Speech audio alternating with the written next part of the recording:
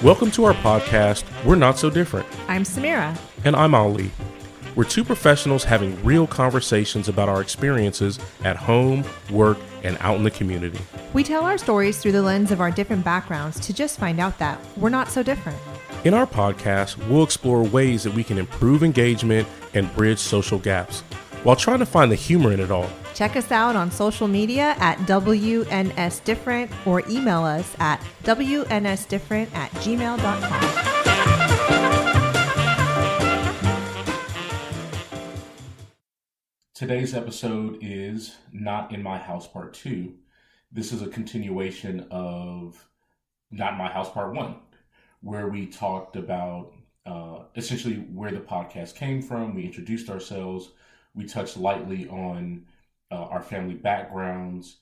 We got a little bit into the N-word, some other aspects of, household rules and family life. And what we wanted to do today was actually expand that conversation to really understand the duality of language. We actually want to revisit using the N-word and kind of how we're raised or how outside influences determine our both internal and external dialogues, as well as, the culture of harsh language and love. How is it that we speak to each other in our households or amongst our friends, and it might seem harsh to someone outside, but it's actually love language in a way. Mm-hmm. So let's kick it off. The duality of language is what we want to talk about first. So Samir, my first thought on that is, when I think about the duality of language, is just because a word is invented doesn't mean it's always going to be used in that way or context. Mm-hmm. And sometimes what happens is we take words and they have a dual meaning. Mm-hmm. Either it starts out positive and it can be used negatively, or it starts out negatively and it can be used positively. So when you think about duality of language, what do you think about? I think about my family and how we were raised. I raised in a family. Both sides of my family were like this, where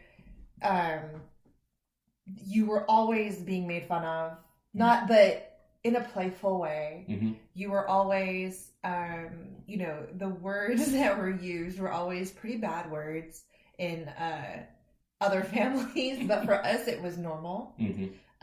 For example, there's the word pedersag, mm-hmm. or pedersuchte, which pedersag is the equivalent of like SOB, except instead of towards a female dog, it would be a male dog. So it's really like your pedad is father, sag is dog. Mm.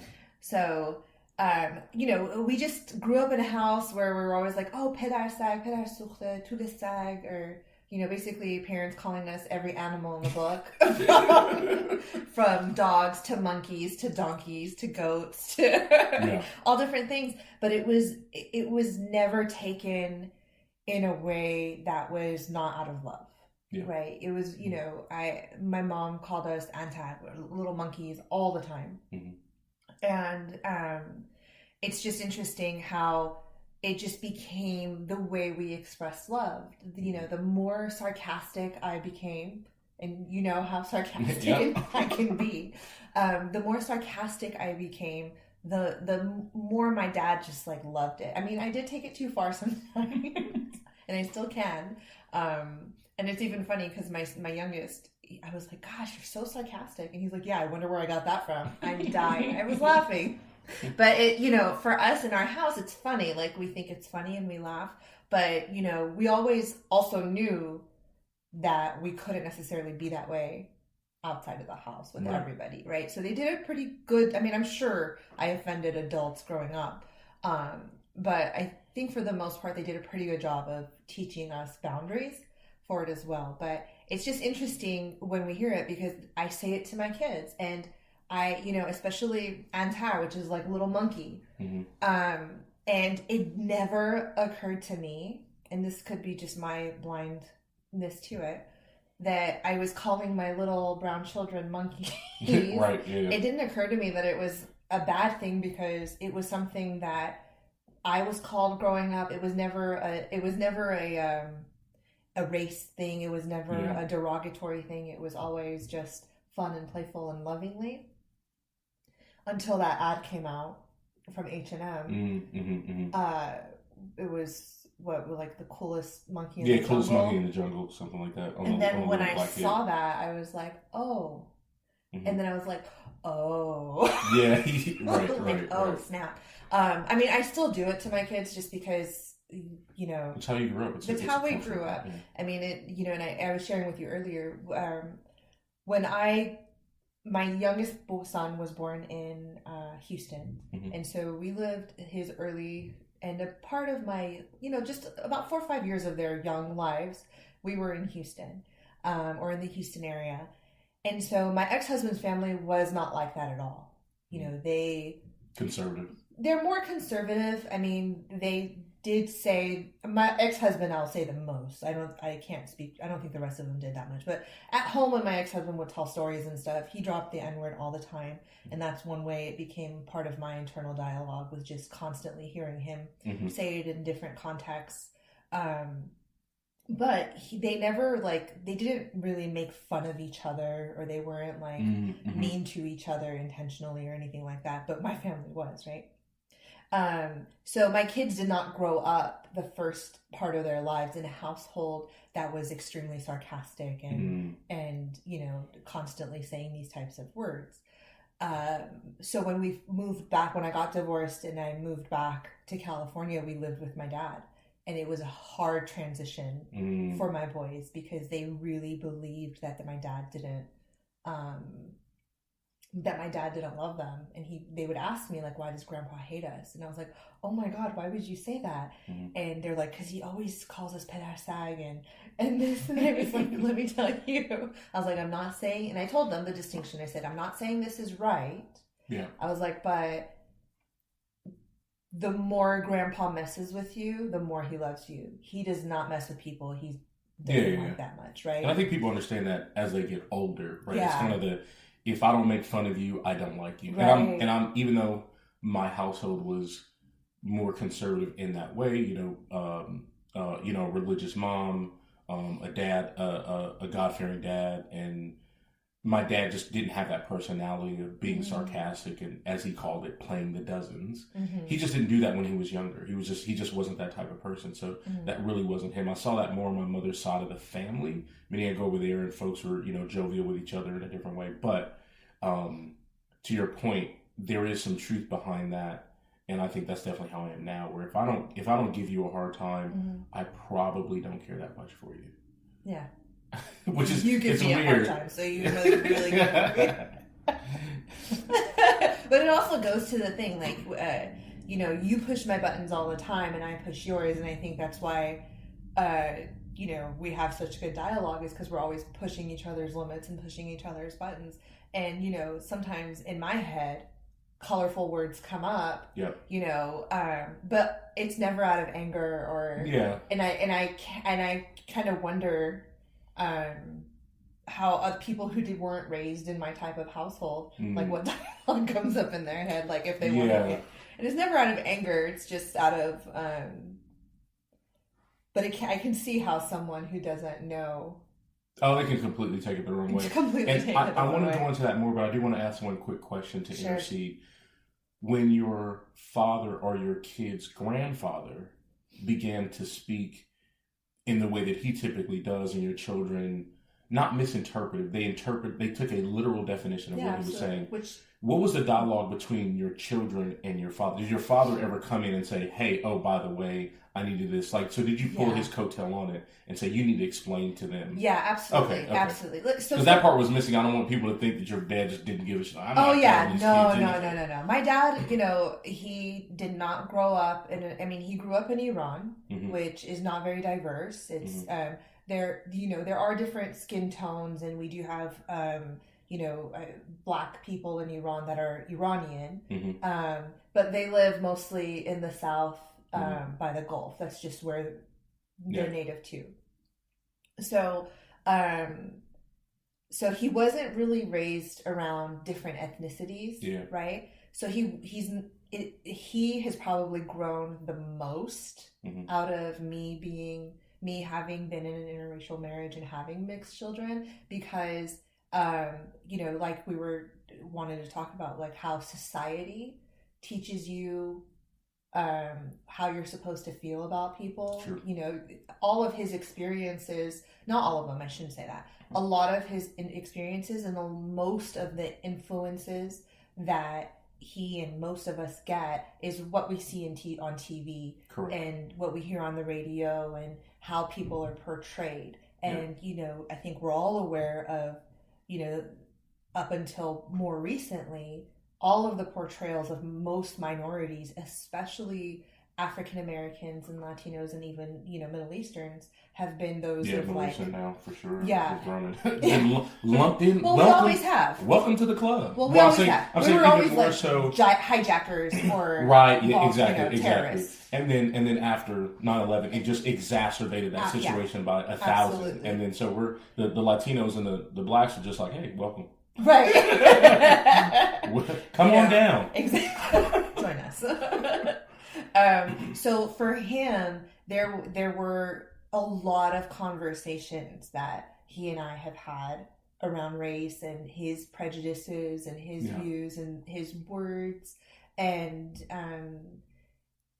he has. I'm really proud of him to have been open enough to be willing to hear when he was wrong. And this is probably like, I may have said this before, but like the one thing that my dad has ever taught me that it was the best advice he's ever given me, and he really does this himself. It's probably one of the few things we led by example on.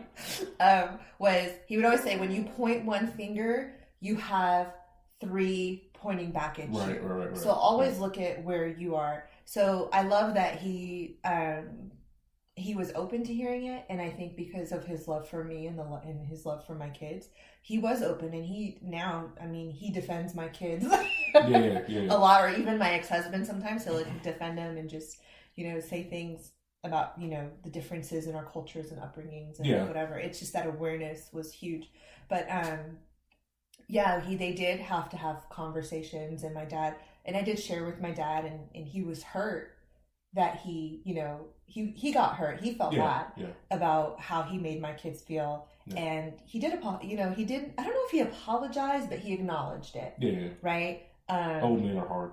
Yeah. But my dad will apologize, but I think men in general, and I could be wrong, a little stiff, yeah. And they're more likely to like own up to the action than actually just come out and say, I'm sorry. Right? Yeah, I did that. Yeah, but let's move on. Right. But yeah, he did, make sure to show them that he loved them. And his way was always like by, again, joking around or like cooking for us and making our favorite foods and things like that. Yeah. So it's just, I mean, part of me is like, man, it would have been nice. I probably would have had less issues, right? Because when you have brothers and cousins or whatnot that are always, we're just raised in a house where we're always making fun of each other. Yeah. As a young kid, you don't know your boundaries. Correct. So you kind of take things a little too far. Yeah. And I know for a fact that definitely impacted like self-esteem and, body image issues that I had growing up and still deal with. But I will say it's a lot more fun. Definitely more exciting. Definitely more exciting. And we cover some of that in, when we had our podcast on I'm Not What You See on TV part 1, and we're also going to have a part 2. So we cover, the stereotypes, the body image stuff, the perception. But I think a little bit of that falls into this, because when we talk about the duality of language and love language, specifically if we revisit for a few minutes the N-word and how it's used. You mentioned before in the first episode, we talked about how your kids say the word, and I was shocked because I'm like, I couldn't dare say that word growing up. And I was clear to state that the only reason it's shocking to me is because that's not how I was raised. You could go to another black family where that word flies all day long. Right. But for me and my family, it didn't fly growing up. I started using it later on in life. But as far as my father and my mother were concerned, we had house rules. There's just certain things you could not say. You can't curse, you can't use profanity, you can't use the N-word. And as I mentioned before, my father, when he said it, it wasn't good. Oh, okay. It wasn't even playfully good. It was all the way. it was all the way bad. It was all the way bad. But it's interesting how you said your husband used the word, your kid used the word, and sometimes that can shape how we think about that word in our internal dialogue. Correct. So specifically, we as human beings have two dialogues, an internal dialogue and an external dialogue. Right. What I want to say and what I did say, how I do think about someone and what I express to them when they ask me, what do I think? And to your point, I've been in situations where in my head I say something or call someone something that I would not necessarily say out in general. I just wouldn't say to them, right, in person. And there have definitely been times when, specifically related to the N-word, right, I use it talking to my friends from a place of love. Right. I use it in an argument with someone and I mean it negatively. It's the same word. Right. Right? Exactly the same thing used in two different places. Right. Now, we as on the Western Hemisphere, or specifically the United States, you'll hear a lot of people make that designation between the hard ER right. and the soft A, right? The hard ER is like, watch out for the rope. Right, and the soft A is kind of is our way of kind of, I don't know, right. Some people might disagree, but taking the word back and softening it and we use it for however we choose to use it. Right, and that was kind of why I didn't stop my kids from using it. I did, however, have a conversation with them because, like I said, I've absorbed it into my dialogue because I've heard it so much. But your internal dialogue. Yeah. And even though, like, it comes up for me in my head, it's never out of, like, an anger type way. Like, like the ER. It's usually, it still is playful. Like, for example, I say dumbass a lot. Yep. And it's probably because I watched the 70s show a lot. and Red says it all the time. Yeah. And so that, and my brothers and I say idiot like that all the time to the point where his young kids started saying it too. So again, it's not a good thing, but it's just the way we were raised, right? So it even though I'm saying it in a playful way, if I say idiot, that can be hurtful, but it's a little bit more playful. It's not as heavy as if I was to say, right? So that's why I never say it. But I did have a conversation with my kids about that, and I was like, I'd like for you guys to say it less, especially around me, because I don't want that a part of my... Yeah, and it just shapes how you think about it. I mean, let's be honest, like when it comes to...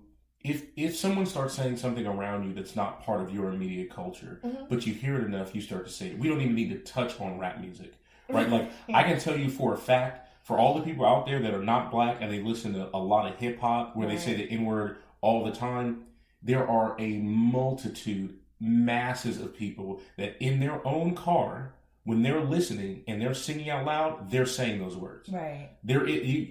Let's not even play like people just, I'm going to bleep that word out when I'm by myself. Like, they say that word, and they're using it the way that the music has told them to use it, if that makes sense. Yeah. You're going to use it the way agreed. Your kids or your husband or people around you use it. Right. When I first started using the word, my friends used it. And, when I first started using it, my friends used it, but when I first heard it, it was only negative because my dad only said it in a negative way. Got it. When I got the outside influences of it, it was, we say this in a positive way as a term of endearment, and it means any sort of thing. Just like if you're from the Bay Area or from California, people say fool a lot. What's up, fool? Yeah. What's up, fool? Like, I had Latino friends, that's all, what's up, fool? What's up, fool? And even though fool by itself is a bad word, it's been changed to a term of endearment. And I even know grown adults, we still do, what's up, fool? What's up? And when I'm around some of my Latino friends, we do that, right? Yeah. And it's so funny that it's one of those things that you use it based on how it's used around you. Right. But if the culture was different to where that was only a very negative thing to say, I probably would not say it in that context. And so our internal dialogue is one whereby we will do the same thing internally. So let's say fool was the same thing as the N-word, right? And you do something to me and I say in my head to you, I can't say it out loud because fool is a bad word, but in my head, I'm like, this fool, right? Or in my head, you do something great and I see it, I'm like, look at this fool, right? Right? Like, you have a great dance performance or something, like, that's my fool, you better do it, right? But I can't say that outside of you, but because of how I've heard it used, it dictates how I use it even in my internal dialogue, right? Like, it's a weird thing, but like, that's what we do in our own heads. Yeah. And separate from that, there's obviously, which we won't really go into this episode, but how we use negative language in our internal dialogue, right? How you use a negative racial epithet to someone if you get cut off in traffic. Mm-hmm. If that person bumps you in such and such an area, or you see someone do an asshole move, like, do you revert back to negative racial things that you say about that person, or do you say, you know what I mean, whatever? And that's a hard one because that's the one thing that people don't want to admit to, right? And I think it's probably more like whichever racial group is heavier for you, that's the one you'll use the most, right? I know, because I know, like, Middle Eastern people, they'll be like, I bet they're Iranian. Yeah. Right. And let's be honest, we all do that because it's shaped, it's shaped by what your perceptions are of folks and your exposure. So when you mentioned before about your father, mm-hmm. and we'll probably go more into this when we talk about I'm Not What You See on TV part 2, but I just want to touch on something very important. When you mentioned your father and exposure, right? You said he grew up in Iran and he didn't have a lot of exposure to black folks. Sure.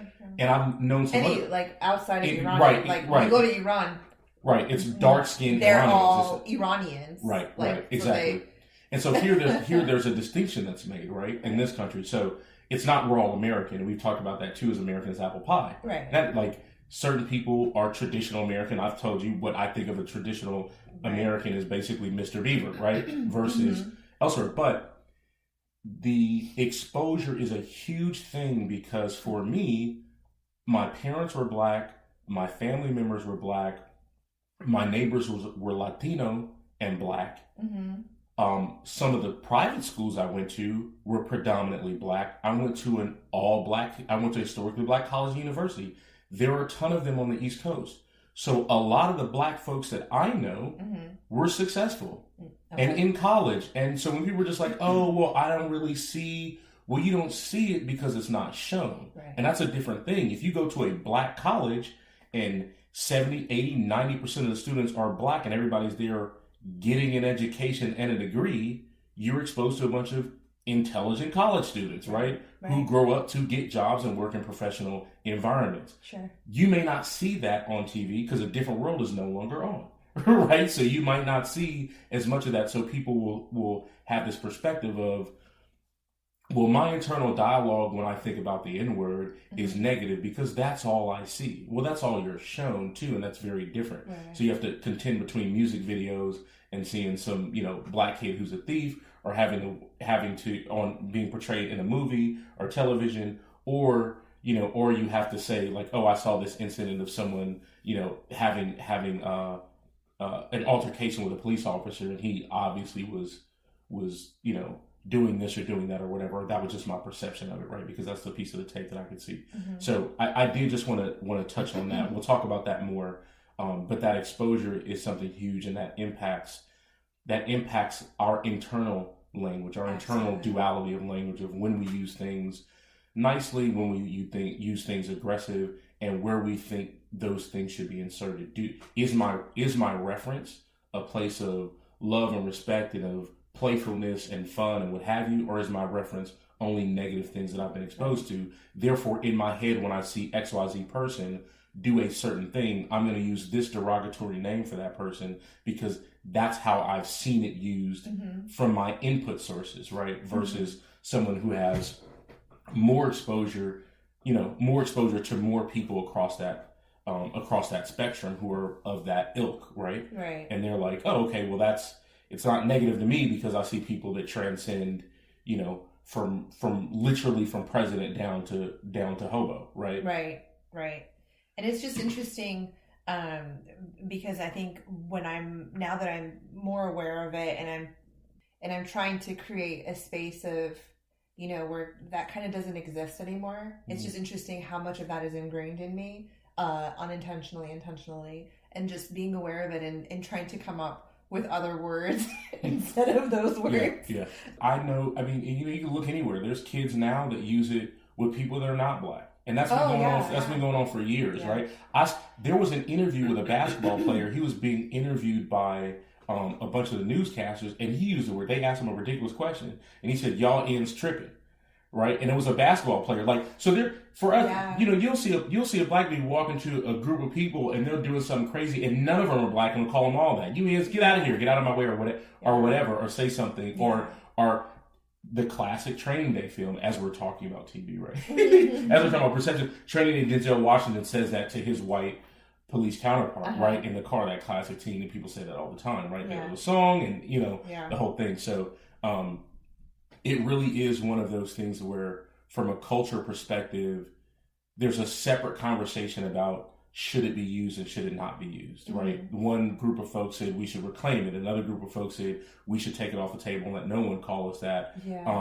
And then you have the music industry that use it. You have individuals like myself who use it. You have individuals like other Black folks that don't use it. And then you have everyone else who's non-Black who's absorbed it either in an internal dialogue or even an external dialogue where they're in league with folks who allow them to use it around them, even though they're Filipino. Right? Or even though they're Chinese or whatever, oh, my Black friends allow me to say it, therefore I use it. My Latino friends allow me, my Black friends allow me to say this, so Latinos use it and Asians use it and whites use it, and Right. And getting that permission. But what they don't understand is that just because you got permission from one person means that the other person's okay with it. Correct. So that's something to be aware of. But, when we talk about, culture and harsh language and love, why do you think I don't know if everyone does this, but like you were saying with your friends, why do you think we roast each other and use harsh language towards each other as an expression of love? Like, why do we feel the need to, why does my dad and my family, why do they have to be mean to each other? And right. I mean, it's hilarious, right? I love it. It's hilarious. It's funny. Yeah. But at the same time, there's not really a balance between that negative dialogue, even though it's out of love and joking, and just balancing it with some praise and acknowledgement and whatnot, not in front of each other. My dad will sing my uncle's praises to me and tell me what a great guy he is, but to his face, it's gonna be we found you on the street, right?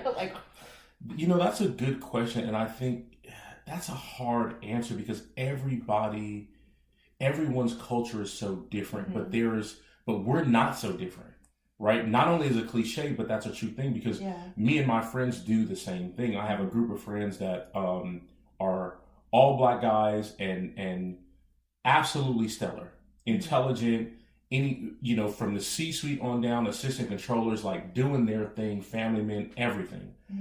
We give each other the hardest time.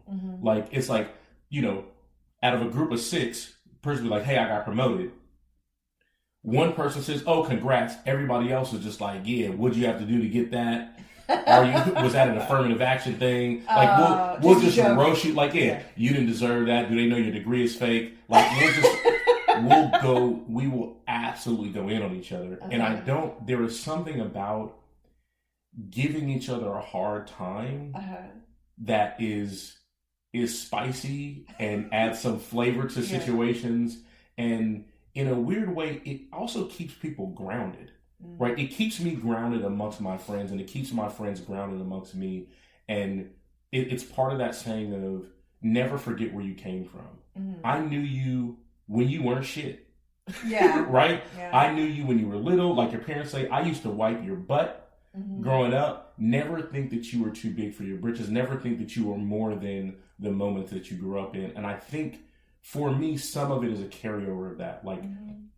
I feel good enough to be vulnerable to you, to let you say things about me, maybe areas that I failed in or succeeded in, and the failures you give me a hard time so that I know that I can persevere, right? And with the things where I'm growing and I'm developing and I'm do great things, I know other cultures, they don't understand that. Yeah. They don't get how, to them it's just purely demeaning, and they don't get how that works. But for us, it's That's just what we do. Hardship is kind of built into it. Mm-hmm. And I don't know if that's carryover, right? Is getting on each other in a quote unquote negative way, even though it's out of love, is that a carryover of hardship? Is that a carryover of generations of dealing with a specific thing? And that's where I'm going to deflect the question back to you, because my experience as an African American is going to be a little bit different. Sure. And I can say the result of what our households do might be similar. And I don't mean your household specifically growing up was slightly different from mine, but I engage in the same sort of behavior with my friends out of school, outside, and I do that now. Not so much with my son, because I know he's young and I have to institute, hey, you're great, you did this well, you did this, you did this, you did this. But I don't know I don't know for us if for Black folks, is that carryover from hard lives, right? We deal with a lot of stuff, and we're not faced with people giving us positive upward comments all the time. Maybe in today's society, but 30, 40 years ago, that wasn't the case. And even before that was awful. Right. So years of that not getting that outside, what do you do inside? And Black households are different. There are some households where they sing nothing but praises and they're very conservative, yada, yada, yada. And there's households where it's the opposite. Yeah. Right. So for me, I don't know, I can just speak about it from my own perspective. Sure. In that, for me, it's definitely a personality thing, because my mom's side of the family was definitely the folks that sat around and talked a lot of smack, and I kind of picked that up from her side of the family, and then with my friends, that's just what we do. Yeah. But my dad, he did not. No, doesn't play dozens. Doesn't joke around like that. So for you, what is it? I don't. I honestly, I don't know. I could theoretically say that, Iran has always been a country of change and revolution and uncertainty. So it is possible that, that's kind of where my parents picked it up, was,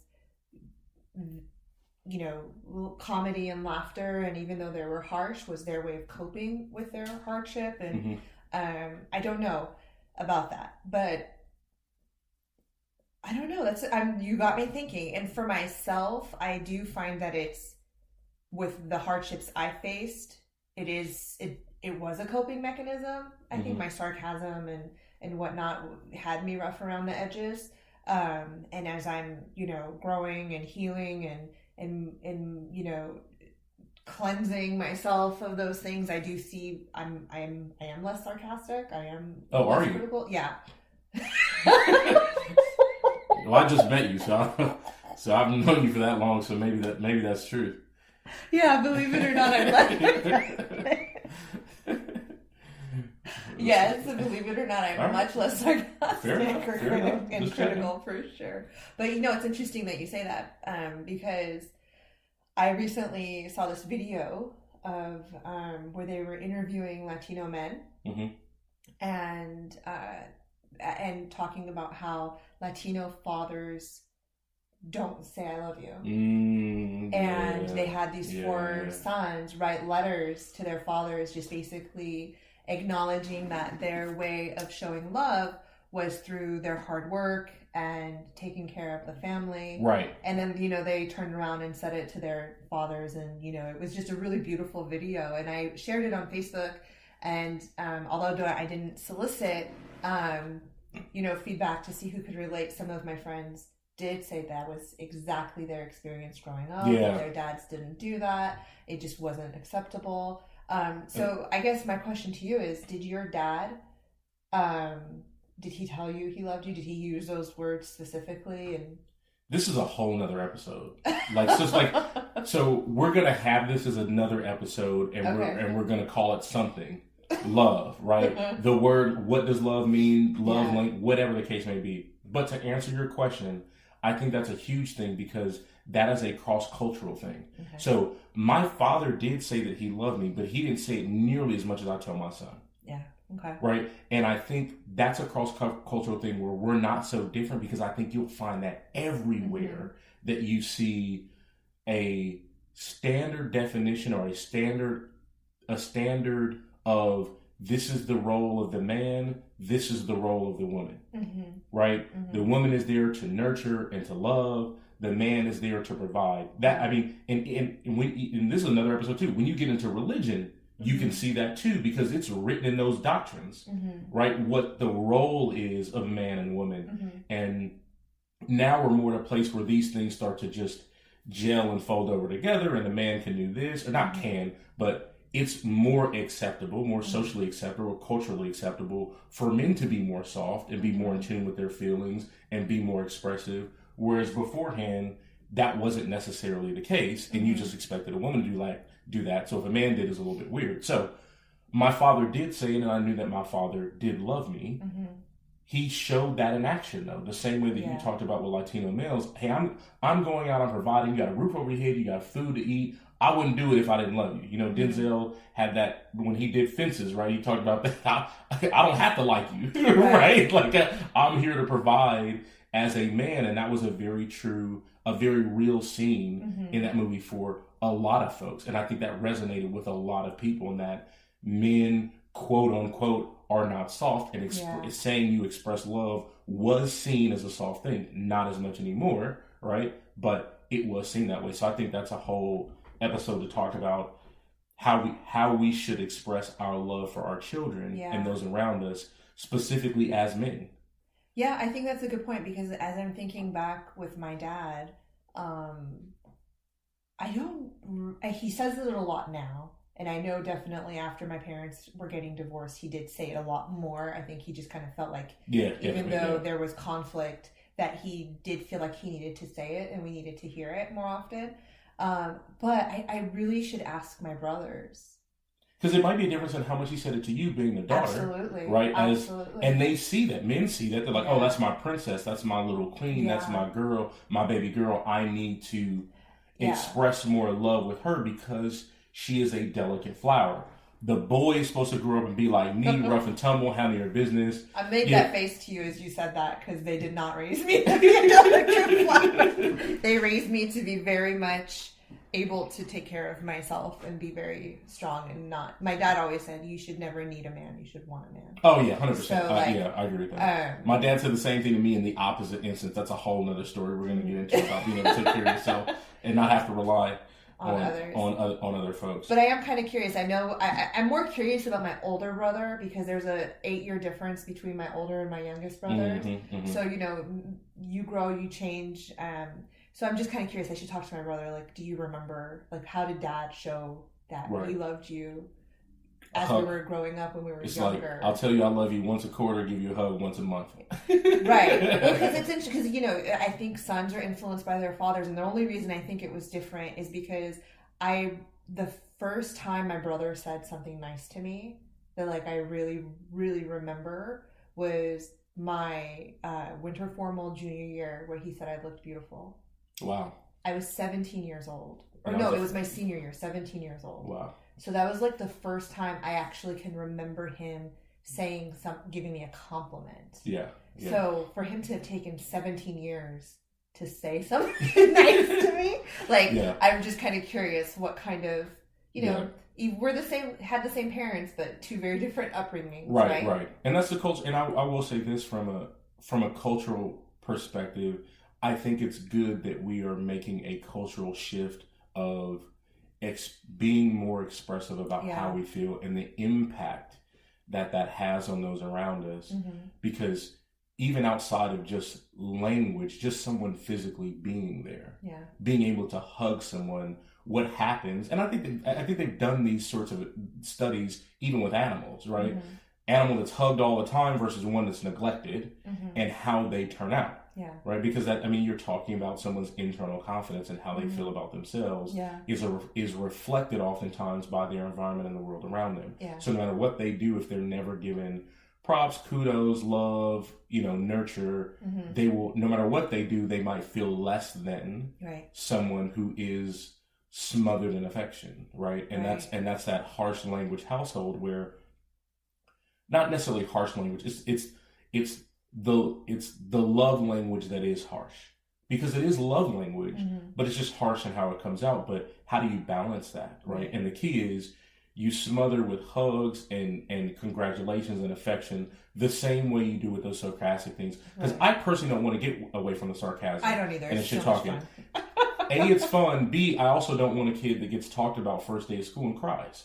Agreed. Right? I don't life want. Can be hard. Yeah, life is going to be tough for you, and I have to teach my son life is going to be tough for you. You need to develop a thick skin. Yeah. But I also want you to be able so to personal, and not take things so personal. But I also want you to be able to function in a way that says you've been supported, loved, and nurtured, and you're not walking the world as though you're a vagabond in the desert by yourself. Right.